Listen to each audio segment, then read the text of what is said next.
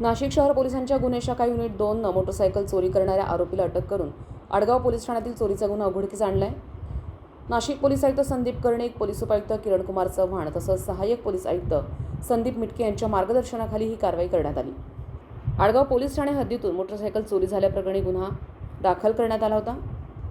गुन्हे शाखा युनिट 2चे अधिकारी व अंमलदार यांनी समांतर तपास सुरू केला असता चोरीस गेलेली यामाहा कंपनीची R15 मोटरसायकल नंदुरबार जिल्ह्यातील अक्कलकुवा परिसरात असल्याची माहिती मिळाली।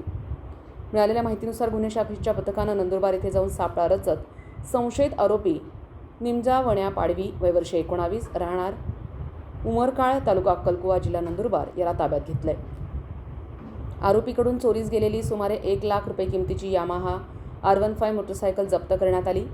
चौकशी दरम्यान आरोपीनं आडगाव पोलीस ठाणे हद्दीतील मोटरसायकल चोरी केल्याची कबुली दिली आहे। आरोपीला नाशिक इथे आणून वैद्यकीय तपासणी केल्यानंतर पुढील कारवाईसाठी आडगाव पोलीस ठाण्याच्या ताब्यात देण्यात आलं।